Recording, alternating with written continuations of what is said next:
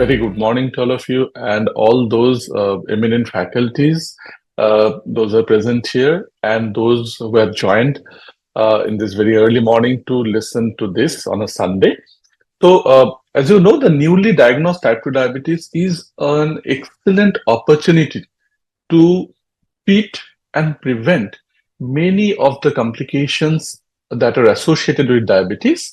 Not only that, a newly diagnosed type 2 diabetes patient also serves as an opportunity to identify the associated comorbidities that can be treated early, like hypertension or dyslipidemia, which could have been remain unrecognized otherwise. So the whole spectrum of how to approach to a newly diagnosed type 2 diabetes patient is not the focus of discussion today. I would rather focus on two different aspects of management of newly diagnosed diabetes that has been discussed in ADA, and those two are, number one is obesity, and number two, how the early approach in controlling hyperglycemia can prevent long-term complication. So let's start with the first one, the obesity. We all know that obesity is associated with a lots and lots of comorbidities and complication.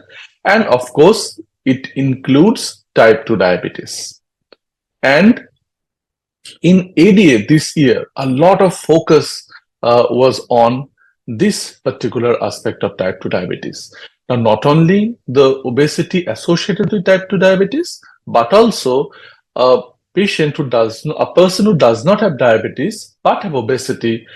To treat obesity, we can prevent these complications, including type 2 diabetes. Now, there are various anti-obesity medications that are available to us. However, in India, we have a very limited option. If we talk about an exclusive anti-obesity drug, that the only one that is available is orlistat. And if we talk about the drugs which can be considered as anti-diabetic medication and anti-obesity medication, there are a few which can be considered as both, and that include mainly GLP-1 receptor agonist and maybe SGLT inhibitor to some extent. But we all know that the weight loss that has been achieved with SGLT inhibitor tend to wane off after a certain period of time. Fortunately, now we are having lots of therapy. We'll just focus on few of those, like a combined GIP and GLP-1 receptor agonist as well. So when we talk about the weight reduction and its benefit, so the degree of weight reduction, it's extremely important.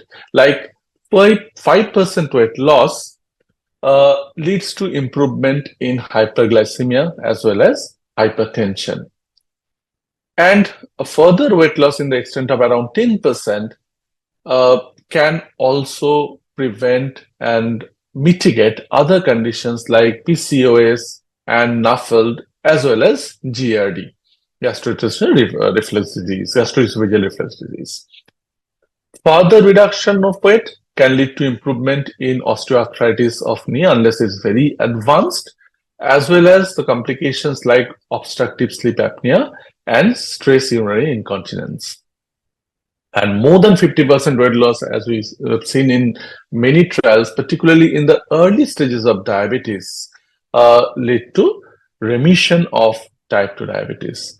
Plus, it has been shown its beneficial effect in heart failure with preserved ejection fraction. Now, the drugs that are available to us, if we talk about the magnitude of weight reduction which can be achieved by each of those, we'll focus on the orlistat because, as I've discussed, this is the only exclusive anti-obesity drug that is available to us in India. And less than 5% on an average is the weight loss that can be achieved with this drug. This doesn't mean that the 5% is a maximum limit. There are some patients which can lose even more. But overall, what we found that it's not a very kind of extremely effective anti-obesity agent. Whereas the other drugs like phentermine or naltrexone bupropion or a combination of phentermine, topiramate all those are not available to us. However, in US, the liraglutide 3 milligram has shown to reduce the body weight around 10%, just less than that. Semaglutide has already been discussed by Dr. Subhash Chandra, and the weight loss is more remarkable, particularly with 2.4 milligram, which is the anti-obesity dose, which is beyond the standard anti-diabetic dose that is used. And with tirzepatide, the dual GLP-1 and GIP agonist leads to further weight loss. And in this context, I would add that even the more recent evidence has suggested that the triple agonist, where there is a glucagon agonism in addition to this GLP-1 and GIP, the drugs like retatrutide can give rise to more than 25% weight loss in about 1/4 of our patients.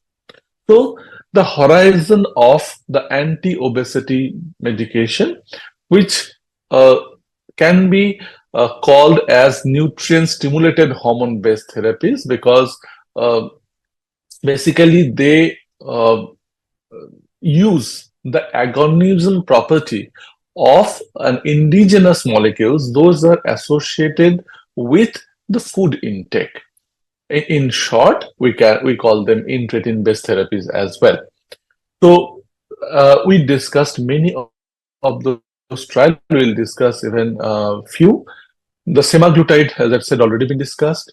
Tirzepatide has already been approved for obesity, and India hopefully will get this molecule for use within a few months, maybe. There are other drugs like the combination of cagrilintide and semaglutide, that is CagriSema, which is in phase 3 now, which has also shown promise. The other drugs like survodutide is also under evaluation. Retatrutide I have already discussed, and orforglipron is a molecule which is kind of orally administered GLP-1 agonist like semaglutide oral to some extent, although there are some molecular differences. It is a non-peptide molecule. And other gliprons like danuglipron is also under development. So there are lots and lots of molecules that are coming up for the management of obesity. Regarding semaglutide, I think select trials has already been discussed by Dr. Subhash Chandra. I won't go into that. STEP-HFA program is again from the cardiologic perspective. The patients with obesity without type 2 diabetes, there is significant reduction of heart failure related symptoms. I won't go into detail of that. Recently concluded FLOW trial, which has been published in NAGM just around 2-3 months back. This is also another very interesting trial, which is a first RCT which showed that the semaglutide is associated with a significant reduction of risk of kidney disease progression and associated CV event. So it prevented hard renal outcome, which is very important because among anti-obesity drugs, we knew that SGLT2 inhibitor had this kind of effect, but now we have an evidence that GLP-1 agonist can have this effect, particularly semaglutide. Regarding the body weight change, again, I won't go into detail of this because you can see here in the chart that in comparison to placebo, there is a significant reduction of body weight, mean body weight loss around 13 to 14% in arm of patients who use semaglutide. Now, I touched upon tirzepatide, the dual agonist, and as you can see here, this is the placebo arm, and this is the tirzepatide 15 milligrams arm, which is the maximally prescribed dose as of now, and it has shown more than 20% reduction of baseline body weight. And not only that, there are some surrogate improvement, like SURMOUNT-OSA, that trial which has been published has shown a significant reduction of apnea-hypopnea index within weeks of starting using this medication. And Surmount MMO is a trial which is still ongoing. It actually focuses again on patients with OSA, but that this trial will look at the improvement of cardiovascular morbidity and mortality in addition to improvement of OSA. Now, whenever we talk about these drugs which leads to improvement in glycemic status and body weight, we must remember the adherence to therapy is extremely important. Many of our patients ask that whether we can use this drug, as those drugs are expensive, we can use these drugs for a short period of time. The answer is clearly no, because times and again it has been shown in all those trials, the patients who defaulted, there is a worsening of both the glycemic status as well as the body weight. So there is a weight regain as well as worsening of glycemic status with time once the medicines are discontinued. But of course, just like any field of medicines, there are a few exceptions. There are some patients who can continue with intensive lifestyle changes and they can maintain their body weight. But again, those are exceptions rather than rules. So you need to continue with the therapy, and that is the evidence now. So among the diabetes care, we had all these targets. We can add obesity in addition to that. The second and part of my discussion, as I've said, is the management, the early management of diabetes and prevention of complications. Now, we now have a person-based management of type 2 diabetes, and the early management is extremely important because more intensive is the treatment, avoiding hypoglycemia, of course, more the benefit in terms of long-term adverse events. And we know this is known as legacy effect, and this has been first demonstrated in UKPDS. Despite many flaws in this particular trial, because it's the early days of trial regarding anti-diabetic drugs, but still this landmark trial showed us that during the period of 10 years of this trial, there are improvement in terms of microvascular outcomes. And during the follow-up for another 10 years, when the A1C became equivalent, still there is a benefit in terms of microvascular outcome. In addition, there is a benefit of cardiovascular outcome in the long run as well.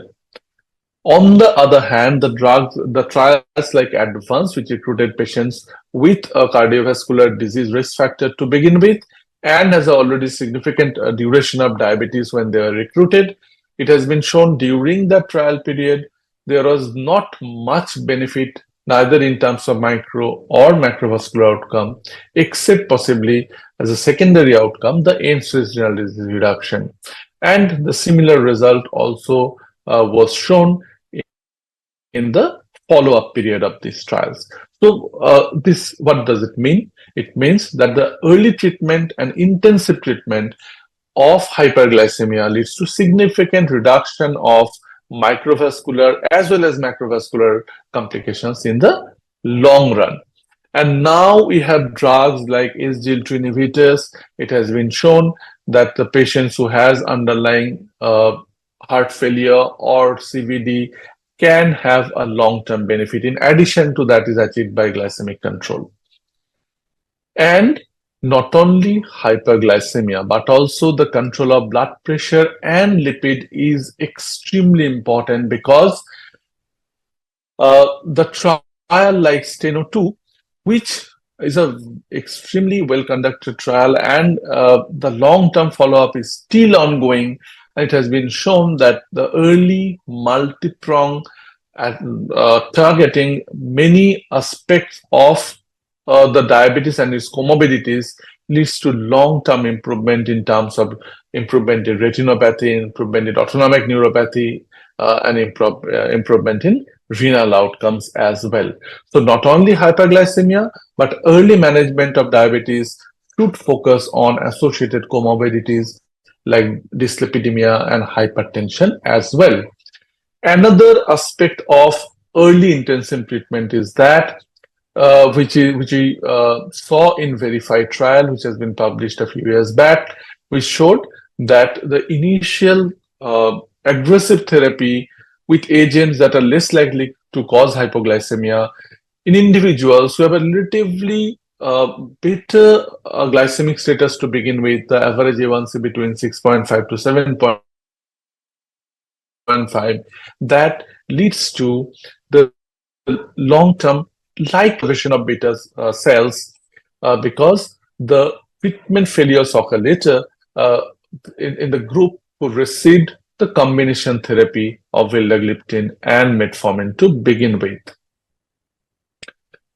So, we know the management of diabetes has become increasingly complex, but it is becoming increasingly satisfying as well, because now we have various drugs, various modalities by which we can treat not only the hyperglycemia itself, but also the various complications associated with it.